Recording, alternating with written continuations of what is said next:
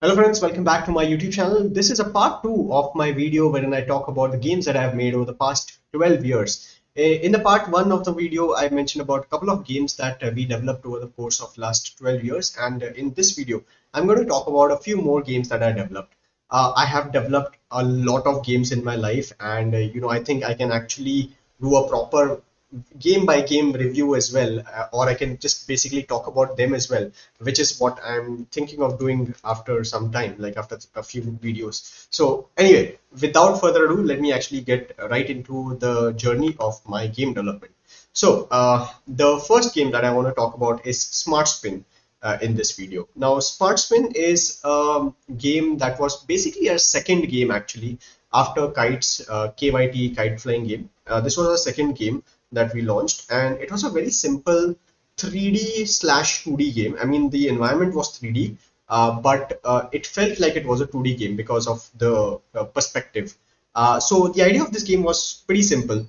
You had this arena in front of you, you had this cube, and there was this ball inside that. The ball used to bounce, and there was a timer that was reducing. So as you can see, there's this time over here, and your goal is to collect these points, which will add a little bit of time to your time that is reducing. So the goal of the game was basically survival. As you can see, tilt your phone left and right, collect points to extend time, and that was pretty much it about the game. Bounce on the red wall. Sorry, what was this? And then there was one more mechanic: bounce on the red wall, or it will get destroyed. Use the builder to build walls. Buy more from the credit store.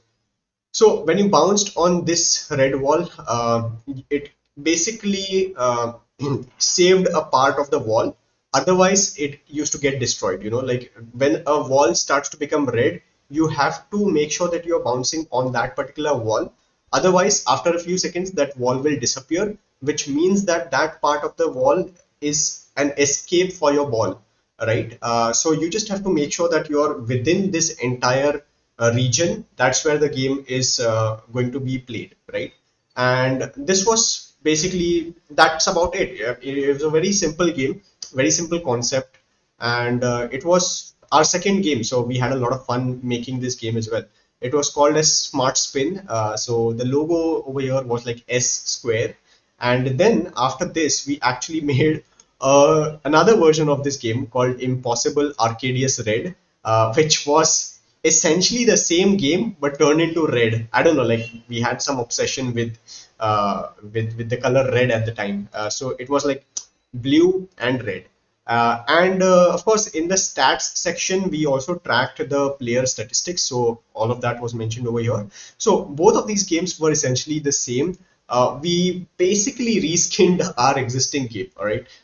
So anyway, I think these games are still available on Amazon App Store. I will leave the links in the description, but I'm not sure if they will still work or not, because this game we had developed in 2014. We had launched this one in 2014 and this one in 2014 as well. So I don't know if they will work or not, but if it does, then have a lot of fun. Then the next game I want to talk about is Go Santa. This was a basic side scroller game. I mean, looking back, if I look at this game, it was a cute game that we developed actually. I really liked working on this game. It was a platformer game, and we had a bunch of ideas around this game as well. You played the role of a Santa that goes from point A to point B, and you have to essentially jump from platform to platform. And there were different unique types of platforms. There were different types of obstacles. You had to be careful of not jumping on pumpkins because pumpkins explode. And then there were mimes.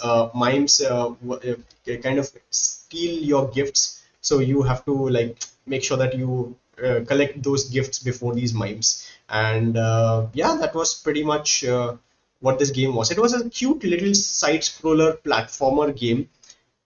And this one we had launched close to Christmas. This was on Amazon on 26th of September 2014, but we had launched this on Google Play Store before that.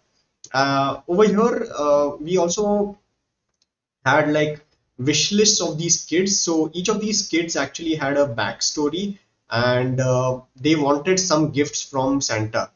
So as you can see, we've got Alice, Derek, Ben, Emma, Cindy, and Flynn, and each of them had requested some gifts from Santa. Okay, so this was the basic idea, and this was a 3D game, 3D but a 2.5D platformer. All the art assets were made in 3D. So yeah, that was a cute little Santa game that we developed. And after that, there was this game called Jelly Bean Madness that I want to talk about. Now, this game was basically something that I was just doodling around with Unity game engine back then, and I was just experimenting with the physics, and I was just doing some crazy physics logic. And then suddenly something happened. My object started to jump very weirdly, and then I started working on the idea, refining it more and more, and that led to Jelly Bean Madness.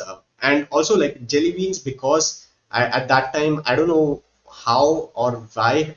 I think I know. Okay, yeah, I had grown a deep fascination for jelly beans because at that time, Android Jelly Bean, the operating system, had just released. So I had this mad obsession with jelly beans.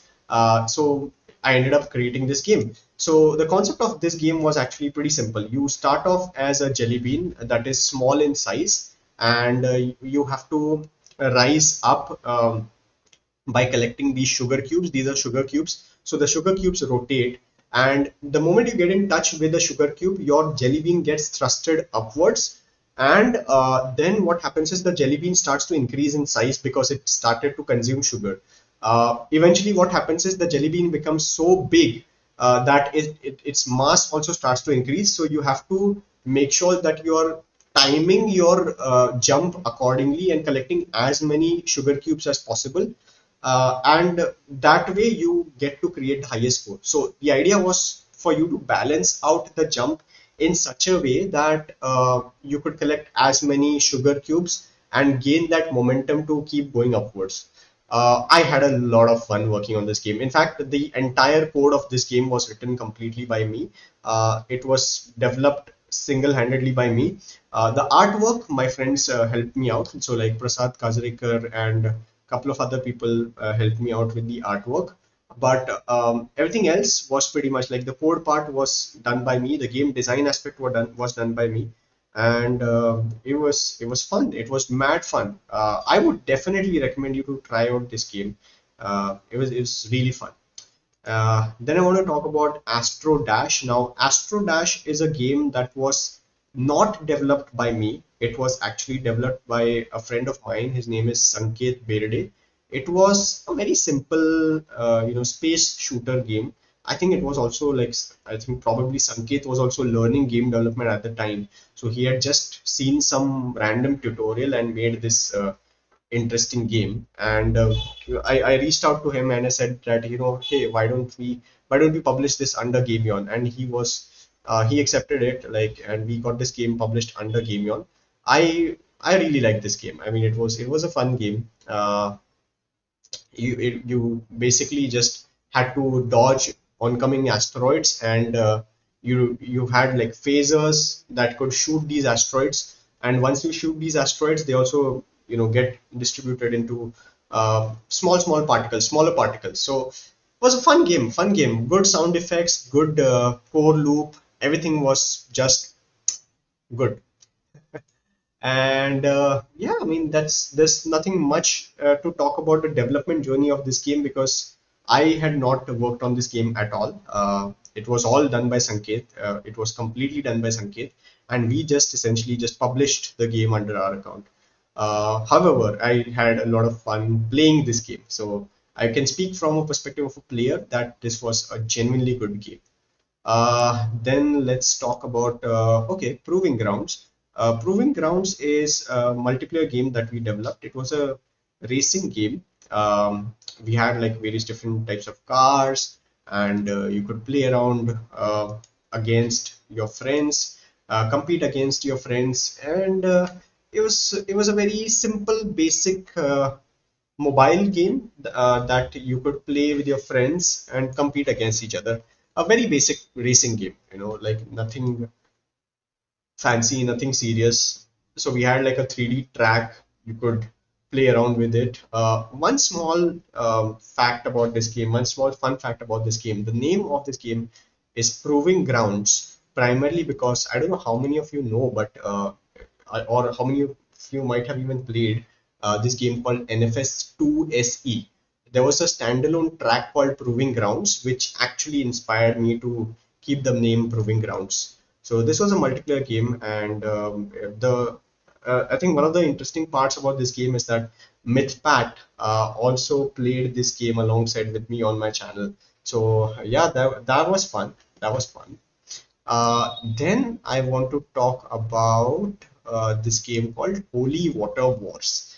Now, Holy Water Wars was something again. This game was coded uh, by me and Adrian Pereira. He was a programmer with us who worked with us during 2018 to 2019.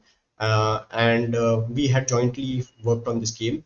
The artwork was done by the UI design and all was done by Somnath Bhame and Ganesh Ahire. It was a very fun game. I'll just show you the gameplay of this game.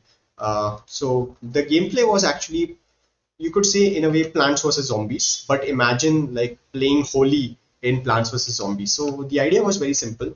You place these water pumps and you place these balloon boys, and the idea was for you to defend your base from incoming boys who will come to attack you. So idea was that you basically throw water balloons at them, and you just have to collect water droplets. Using those water droplets you could upgrade your units, and the waves keep on increasing. So like waves keep on increasing, their speed goes on increasing, they become stronger and stronger, and so on and so forth. So it was an incremental game wherein there were multiple waves coming in, and the logic that I had written for this was, with every new wave, the frequency of enemies goes on increasing, and this was basically like grid one, two, three, four, five elements in that grid, five rows actually, and randomly enemies appear in either of those grids. So that was also an interesting logic that I had written for this game, I remember. Uh, so yeah, this was a fun game.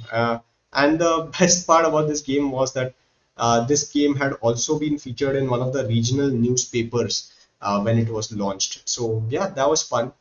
Then I want to talk about Cricket CEO 2021. Now, Cricket CEO 2021 was a very unique cricket game. It was an idle clicker game, and it also had element of playing cricket in it. So at the core gameplay was not to play cricket, but the core gameplay was to upgrade your skills, upgrade your players, and then earn like revenue. Okay, so there was a part of cricket in it for sure, but primarily what the gameplay was that you had these multiple merchandises. You could launch these merchandises, and you could I advertise them. You can kind of have incremental um, counters at them, and all of those aspects. So this was also like it was a very unique take on cricket.